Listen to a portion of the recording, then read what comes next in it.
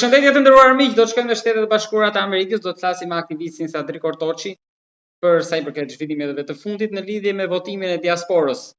Një pjesa më e madhe e qytetarëve presin që të marrin zarfi për të votuar, disa prej tyre kanë votuar dhe e kanë kthyer, të tjerë janë në pritje, të tjerë janë në proces. Zoti Kortoçi, përshëndetje dhe faleminderit. Mirita. E keni marrë zarfin, ju ka ardhur në shtëpi zarfi për të votuar për 11 majin? Kanë filluar nga biseda që kam pas dje me një pjesë të një grupi që jena këtu që jena mundu me më organizu me këto partinë demokratike, kanë fillu me morë zarfat dje dhe pra dje. Zarfat kanë ardhur me DHL, DHL, si thonë tu. Disa njerëz kanë qenë shpit, disa s'kanë qenë vërtet, por një pjesë i kanë morë edhe nështë sot edhe nesër, domethënë sot edhe të martën, se e hona shpërshim, zarfat kanë fillu më ardhë. Pra juve nuk ju kanë ardhur akoma? Akoma. Në vërtet, vetëm një ka pas qenë për të ardhur këtu se pjesëtarët e tjerë s'mundën me votu. Ju nuk jeni thjesht një qytetar, por edhe një aktivist dhe ndjekës i zhvillimeve politike. Keni besim te procesi, tek besueshmëria e votës, pra tek sepse nga opozita janë ngritur dyshime për manipulime, por ju keni besim? Gjatë, besimi ka humbur në Shqipëri te votat që kanë qenë brenda vendit. S'po flasim për votat që vinë nga një anë tjetër kontinentit, nga gjitha vendet e botës. Unë personalisht nëse ti ose kush do më pyet, njerëzit që jetojnë në prendim, në Amerikë, në vendet e tjera, që kanë ikur nga Shqipëria, nuk do me qenë pjesë, si me thonë, dyshuese në Shqipëri, pasi për disa njerëz kanë 20 vite, 30 vite, nështë që s'kanë ardhur në Shqipëri, nuk e din 100% situatën se si është në Shqipëri. Votimi, ligji për diasporën, për votimin e diasporës, megjithëse ishte i përgjysmur, prapë se prapë. Unë kam ato rezervat e mia personale, ndoshta njerëzit nuk pajtohen, por për një person që s'ka qenë për 30 vite në Shqipëri dhe të arrijë që ta ndryshoj situatën në Shqipëri, kjo më duket pak si gabume. Ajo ka qenë më e logjikshme që njerëzit atje me votu dhe diasporën, si me thonë, me adhon një farë mendimi, po jo drejt vote me qenë ndoshta diaspora që me ndryshu komplet situatën. Unë e kuptoj që Shqipëria ka nevojë për ndryshim 100%. Aty është sistem. Është sistem që është ndërtuar për 30 vite. Pra nuk mendoni që këtë sistem që është ndërtuar për 30 vite mund ta thyej diaspora, vota diasporës?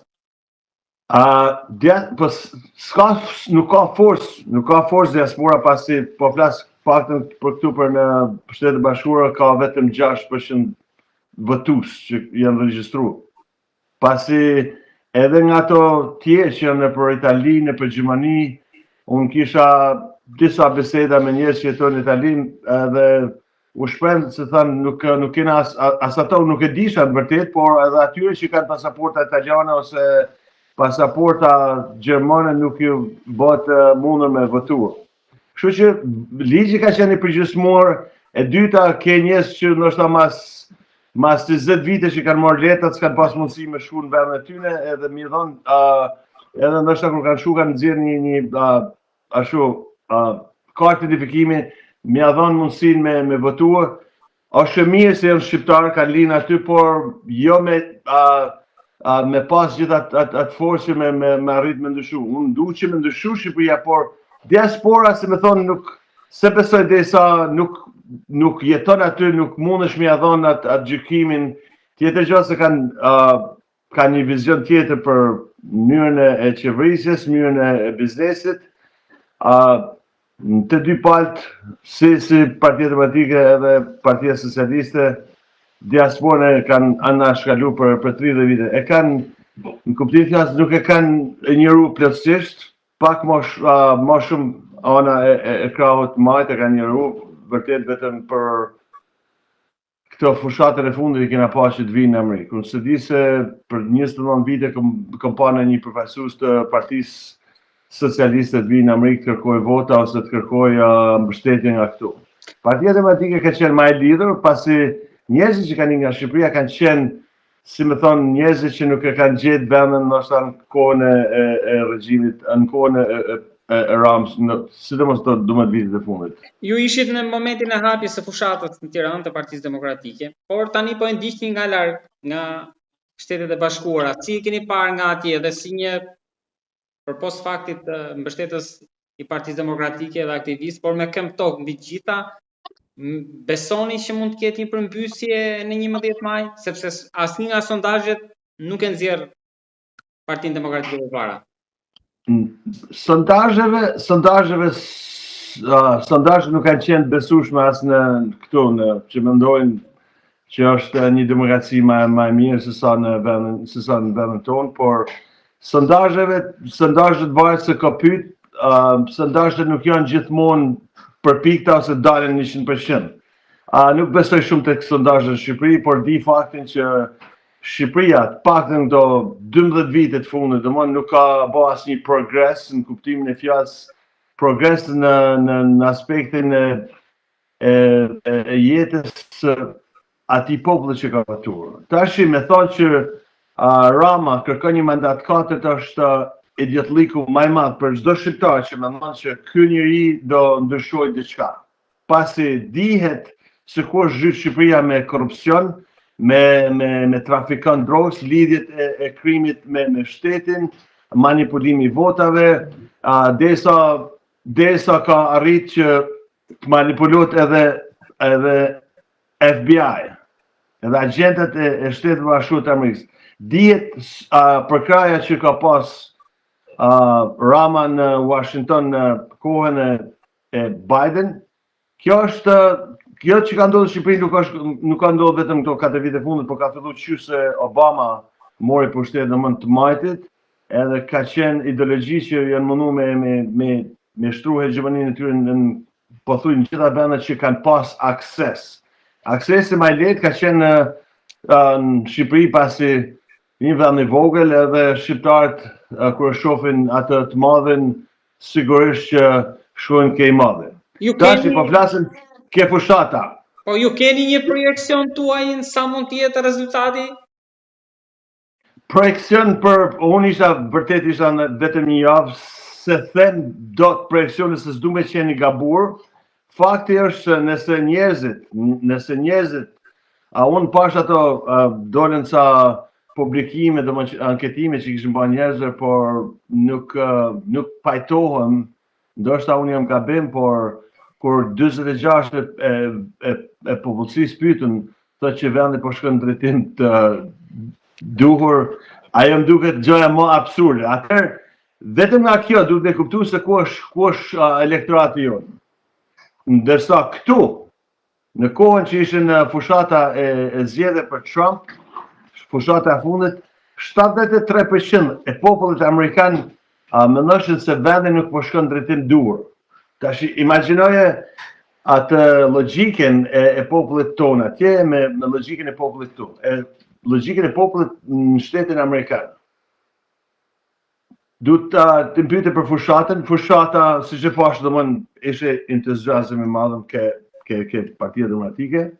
Unë besoj që për hir se nga vjen ky Lasivita, ka përfaqëson, nuk e besoj që reputacioni e vet si shtetas amerikan, si personi që ka dhënë fituaren Donald Trump, do humbin Shqipëri. Në një vend që ndoshta me krahasuar edhe me një lagj të Bronxit. Tash për ata është të re Lasivita, se kanë mbetur në gati 3 javë, më pak se 3 javë. Deri tani s'kemi parë ndonjë gjë përveç kapelës së doktorit, edhe gjuhët për Ramën, pra nuk kemi parë diçka tjetër. Ju çfarë mendoni që do sjell, ndërkohë që me një elektorat, sikur e thatë ju pak më lart, që latë në kuptohet, që është thuajse pak a shumë i çementuar, më kupton? Ky çfarë do të sjell Lasivita? Ndoshta mos është për faktin që lobimi, kontrata është bërë për të lobuar SBA, në mos për një vizitë për të hequr non gratën, pasi pam që pak ditë më parë ju hoqin politikanin hungares, pra qëllimi nuk mund të jetë fushata ndoshta? Të dyja janë bashkë. Të dyja janë bashkë, problemi non gratës është besoj vetëm çështje kohë, pasi kuptohet problemet që janë sot në botë me Ukrainën, me Izraelin, problemet e tarifave që Trumpi çdo ditë domon ka qysh një janar që ka pas probleme shumë më të mëdha se sa problemi në Shqipëri. Problemi në Shqipëri sikur tash është sikur lagje e Bronxit. Ai ka ardhur, ka dërguar, ai është profesor, domon është një nga njerëzit kryesorë në Partinë Republikane, ka lidhje veta me mediat, ka lidhje veta me Kongresin, me Senatin. Ti të thu që s'po shohim asgjë.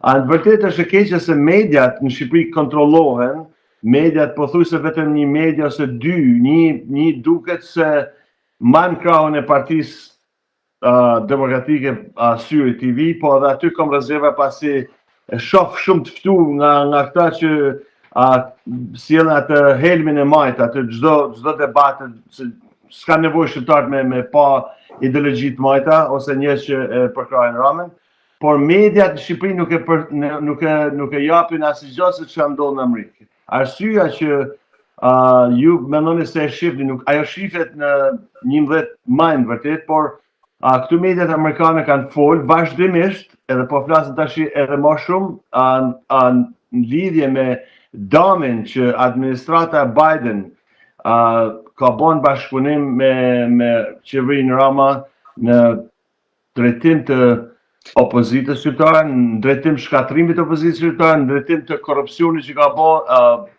korruptimit të Charles McGonigal, gjitha këto domon janë të përditshme.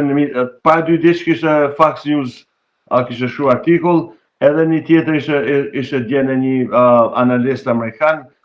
Këtu ke shefin e CIA-s amerikan, zëvendës shefin Don Bongino, që unë e kam pas postu para 3 vitesh, ka bë pothuajse një gjysore emision. Po tash aty ai ka pas atë podcastin e vet, tash është në pozitë.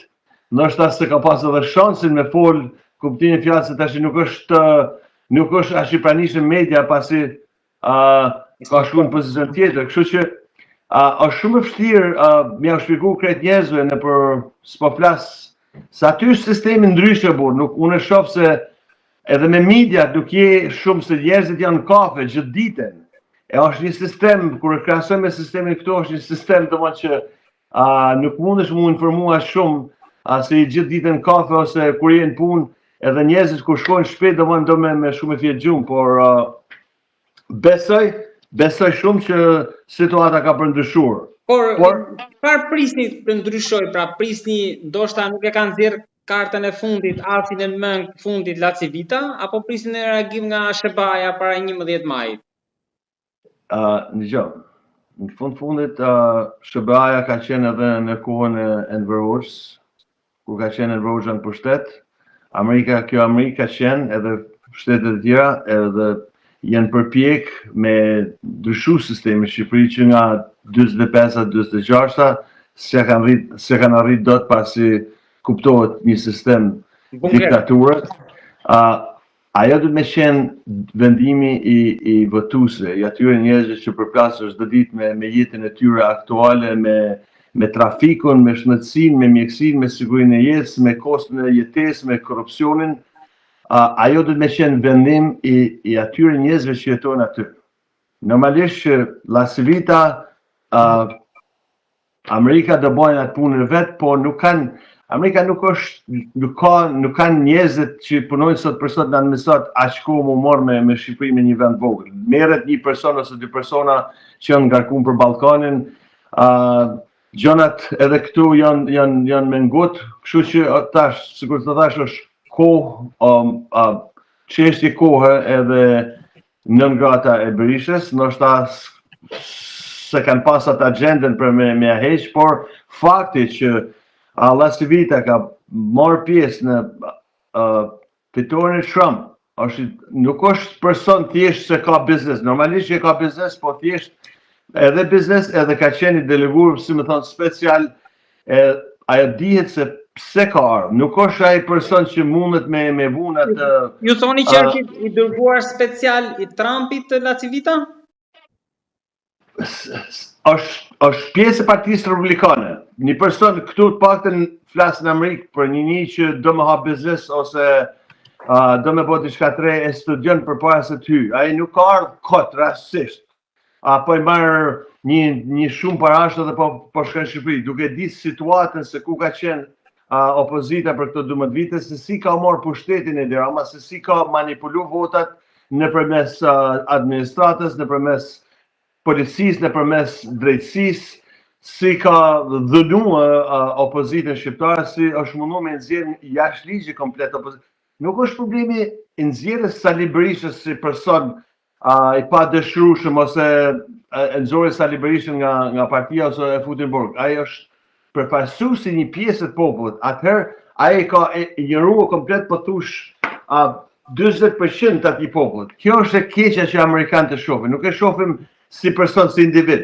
Se individi përfaqëson ata që është kryetari i tyre dhe ata e shohin si masë njerëz, nuk e shohin edhe si masë njerëz edhe si lider, por thjesht më shumë ju intereson ajo shumica që dëmtohet nga qeverisja. Kam një pyetje të fundit, bisedën e fundit e kemi pasur pra për ta shtensionuar pak, për ta mbyllur me që është dhe fundjavë, me që kemi dhe finalen e Big Brotherit, kush do fitoj sonte? Ata nuk e di se kush kujt ja japin, po unë besoj që du ta marr ai Gjesti.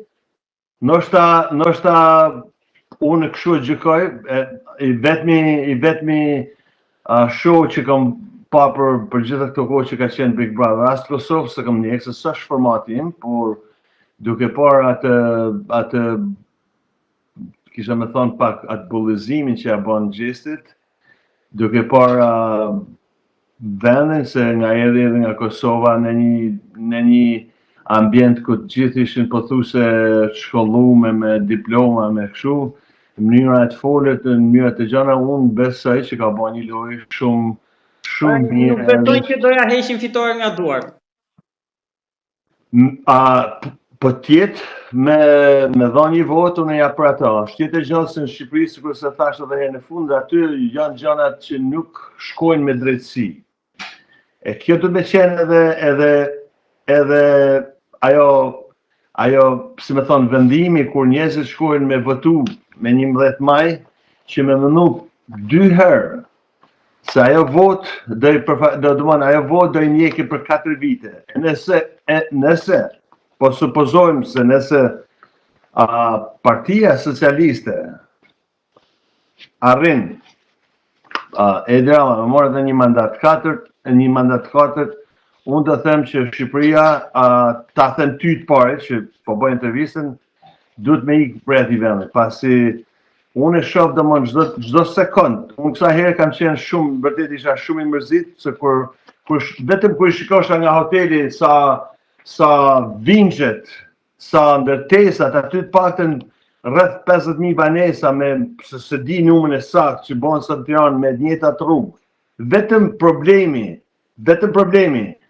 i përditshmërisë i jetës kur ke një makinë, ke një banesë, ke një punë që duhet me shku në punë, trafiku, parkimi janë stres.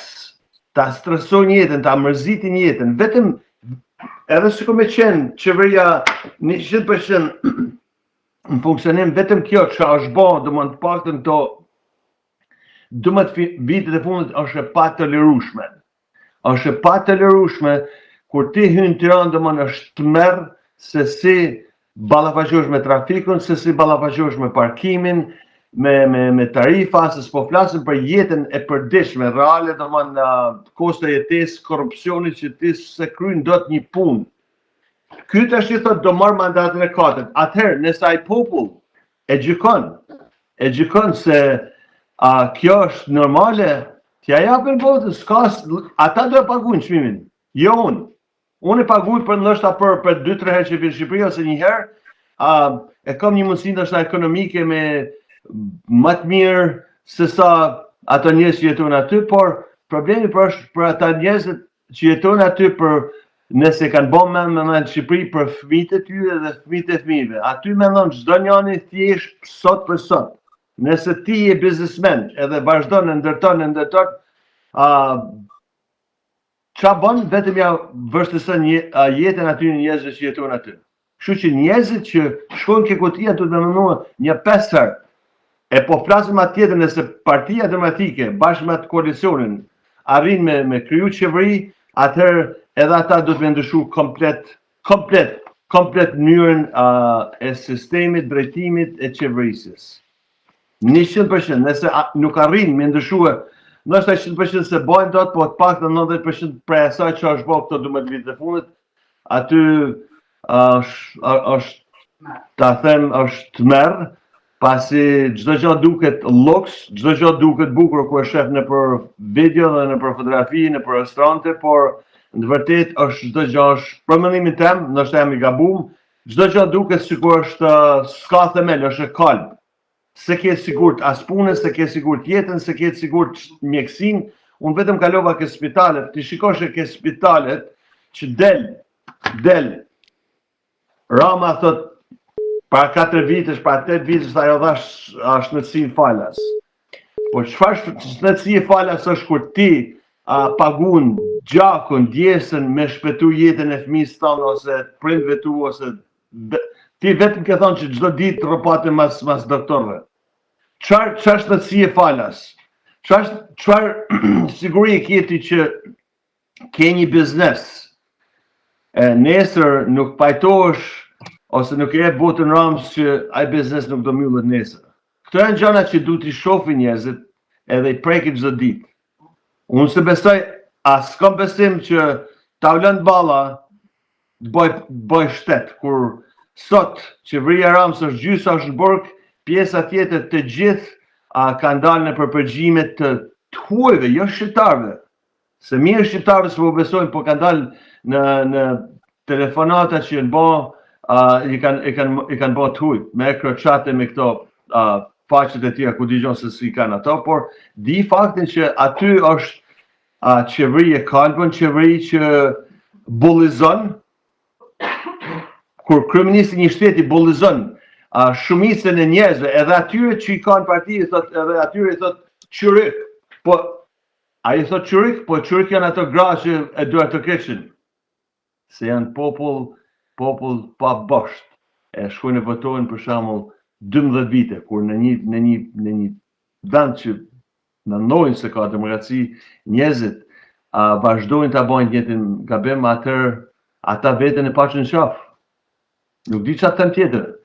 Atë një pjesë që e kuptojnë arrin që ta gjojnë atë metodën më të lehtë ose më të rëndë që t'ikin nga i vend se nuk e gjojnë veten. Thjesht të keni një jetë më të qetë, një jetë më të sigurt për veten edhe për fëmijët e tyre. Por është dhëmshëm kur i shef njerëzit çdo ditë duke ikë nga i vend, duke lënë atë vend. Ajo është në vërtet vendi që është vendi jonë, është toka e parëve.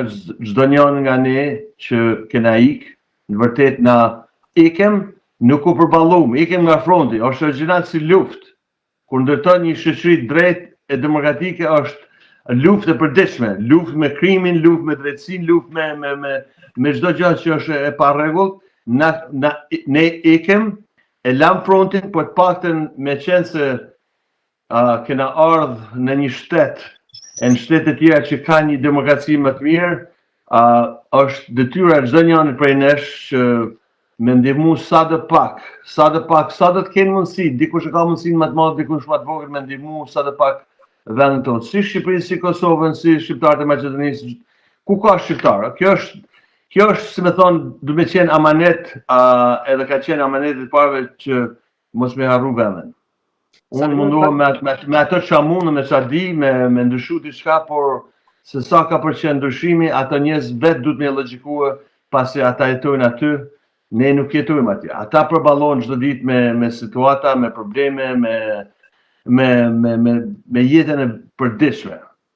Unë nuk e shoh që Shqipëria, pa marrë parasysh kush ka qenë në pushtet, ja ka bo deliver, si thonë ta, nuk ja ka dërzue ato që ka njerëzit kanë kërkuar në vitën 90. Dhe me fillu që nga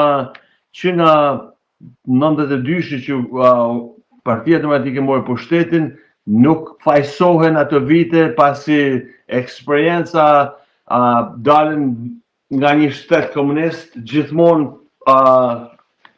dihet edhe njerëzit që merren me politikë dhe me filozofi thonë që merr kohë.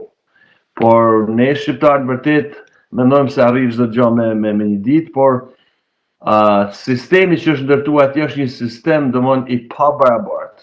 Ka qenë i pabarabartë në kohën e Enver, edhe të 35 vite fundit ka qenë i pabarabartë.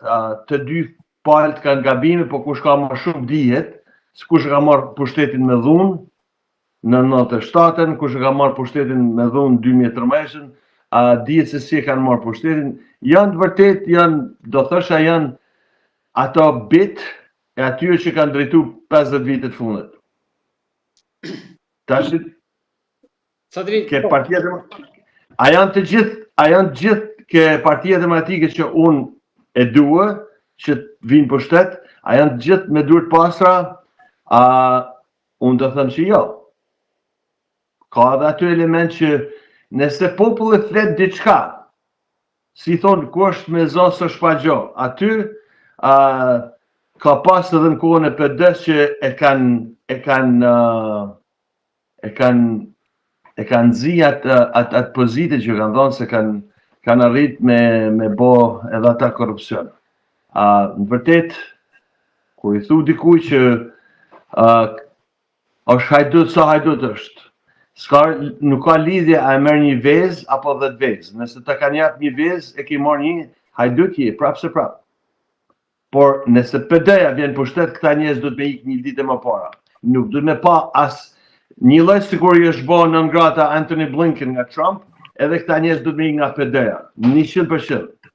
Edhe sikur Partia Demokratike të mbetet me një person prap, si me thonë, unë i kam ato idealet e mia që kam besu, ashtu si që më kanë mësu prindit, i kam ato idealet e mia që me qenë i djathtë edhe kapitalist, edhe i drejt.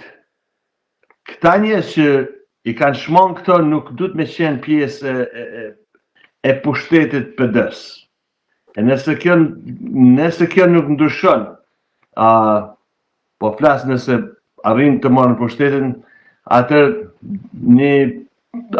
do ketë pak ndryshim, ndoshta me atë që është dhe i sot të 12 vite fund, po jo ndryshim shumë i madh.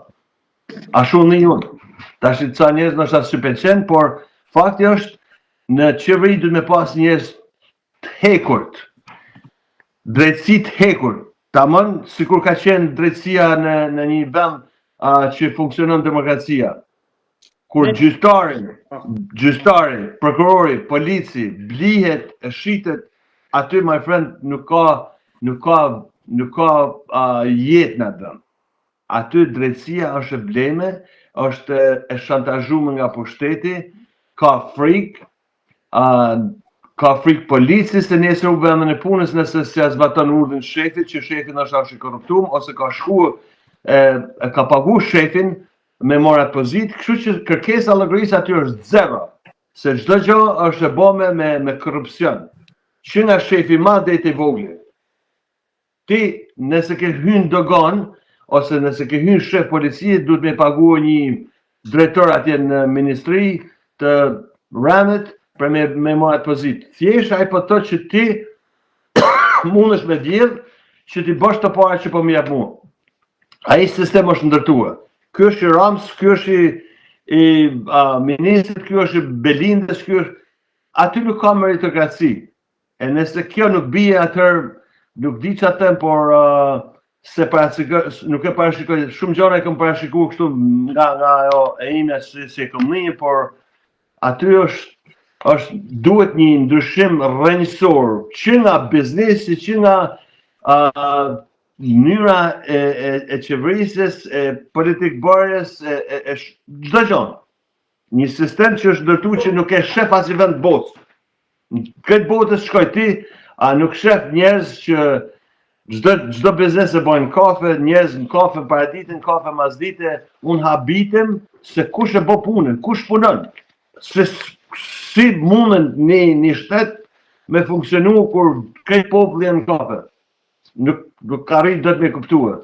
Edhe restorantet janë plot, ti pyet njerëzit se cili janë kuat, se cili ka ankesë, e kur vjen momenti, a japen votën gabim. Nëse shef edhe parti demokratike, edhe nëse një parti edhe më e mirë se partia më e mirë në botë, bë gabime qoh, rago, edhe rrëzohen. Në gjithë botë rrëzohen qeverit. Kur e shohin popullit qohet masivisht kur e shef një padrejtësi. E ke në gjithë botë, por ne jena pak popull, jo pak, po shumë biles, popull selfish, vetjak, me i përkthy në shqip, vetjak, kur thjesht mendojmë për veten edhe nuk mendojmë për shoqërinë.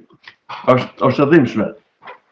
Deri në ditën e zgjedhjeve ne të komunikojmë sërish si ka ecur dhe procesi i votimit. Deri atëherë unë falenderoj shumë për bisedën dhe për mendimet që shpalosët. Shumë faleminderit edhe për kohën tuaj edhe uroj që situata ndryshojë.